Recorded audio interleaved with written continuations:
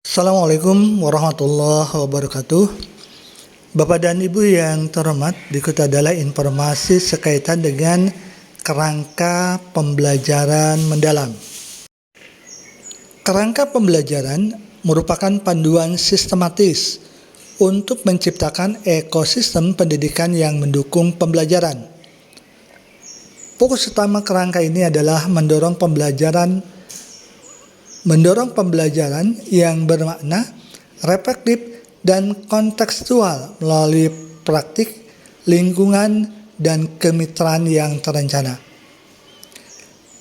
Penerapan pembelajaran mendalam tidak hanya bergantung pada pendekatan kognitif, tetapi juga melibatkan 4 komponen penting yang saling mendukung dan membentuk pengalaman belajar yang holistik bagi peserta didik.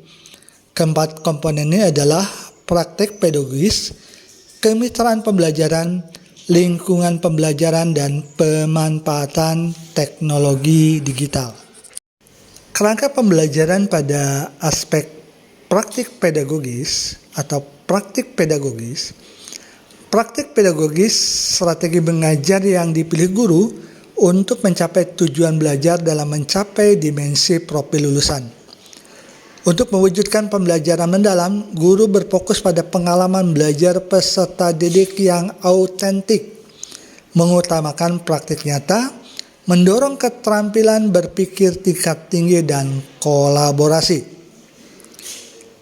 Pembelajaran mendalam dapat dilaksanakan menggunakan berbagai praktik pedagogis dengan menerapkan 3 prinsip, yaitu berkesadaran, bermakna, menggembirakan. Contohnya, pembelajaran berbasis inquiry, pembelajaran berbasis proyek, pembelajaran berbasis masalah, pembelajaran kolaboratif, pembelajaran STEM, pembelajaran SET, pembelajaran berdiferensiasi, dan sebagainya. Diskusi, peta konsep, kerja kelompok, dan sebagainya. Pembelajaran menggunakan berbagai media belajar. Penyediaan berbagai sumber belajar. Aspek kemitraan pembelajaran dalam kerangka pembelajaran.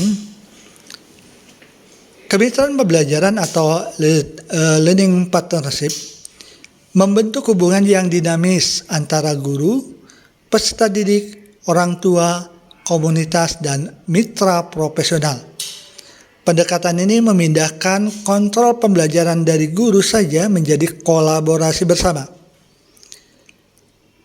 Kemitraan pembelajaran membentuk hubungan yang kolaboratif untuk memberikan pengalaman belajar, kebaruan informasi, serta umpan balik kepada peserta didik melalui pengetahuan yang kontekstual dan nyata.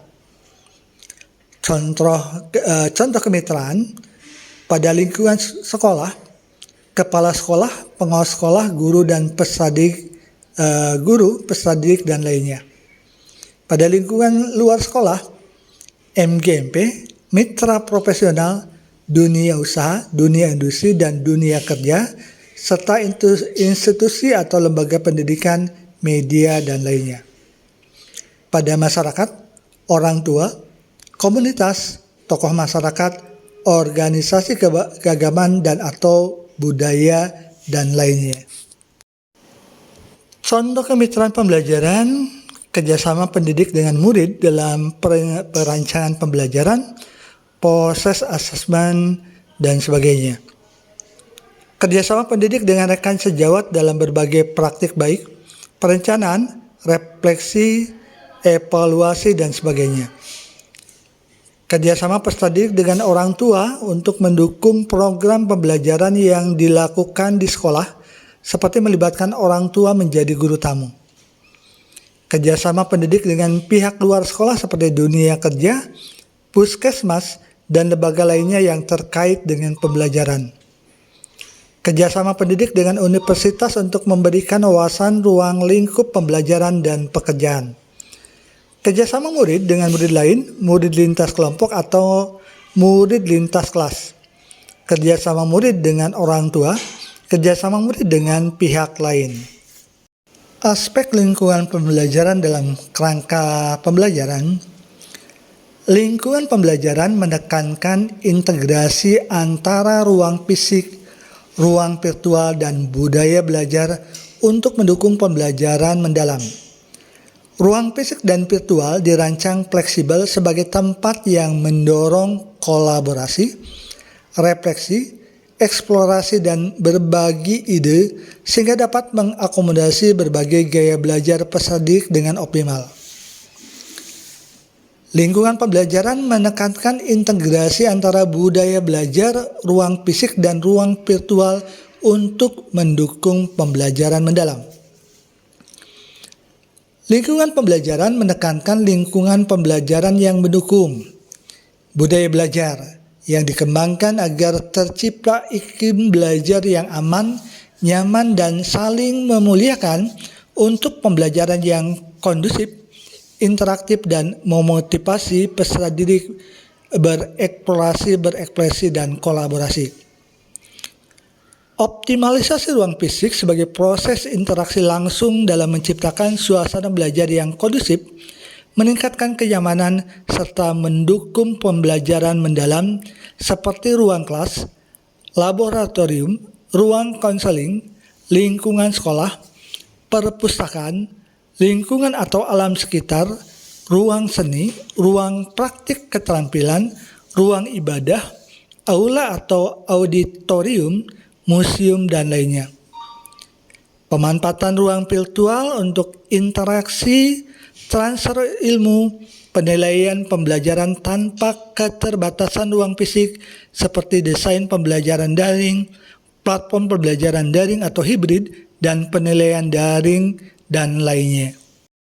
Contoh lingkungan pembelajaran, menciptakan lingkungan belajar yang aman dan nyaman, memotivasi murid untuk bereksplorasi, berekspresi, dan berkolaborasi, penggunaan platform pembelajaran daring atau hibrid, pemanfaatan lingkungan sekolah maupun sekitar seperti ruang komputer, pustakaan, kantin, taman sekolah, fasilitas umum, dan lainnya. Aspek pemanfaatan teknologi digital dalam kerangka pembelajaran. Pemanfaatan teknologi digital juga memegang peran penting sebagai katalisator untuk menciptakan pembelajaran yang lebih interaktif, kolaboratif, dan kontekstual. Tersedianya beragam sumber belajar menjadi peluang menciptakan pengetahuan bermakna pada peserta didik. Teknologi digital dapat dimanfaatkan dalam perencanaan, pelaksanaan, dan asesmen pembelajaran. Peserta didik mendapatkan pengalaman belajar yang lebih interaktif, fleksibel, dan kolaboratif. Contoh dalam perencanaan pembelajaran, merancang dan mengelola kelas digital, manajemen perencanaan pembelajaran berbasis proyek, desain bahan ajar virtual dan infografis, pembuatan konten interaktif seperti kuis dan simulasi, pemanfaatan kecerdasan artifisial, serta aplikasi desain instruksional dan perencanaan pembelajaran. Pada pelaksanaan pembelajaran sinkronus, kolaborasi daring, pembelajaran asinkronus, laman sumber belajar, perpustakaan digital, pemanfaatan kecerdasan artifisial, video edukasi, multimedia interaktif, simulasi dan animasi, gamifikasi dan kuis, serta sumber lainnya. Pada asesmen pembelajaran, pembuatan tes otomatis, evaluasi orisinalitas dan kualitas tulisan, tes formatif berbasis interaktif, pemanfaatan kecerdasan artifisial, pengelolaan portofolio digital, dan sebagainya. Bapak dan Ibu yang terhormat, demikian informasi sekaitan dengan kerangka pembelajaran mendalam.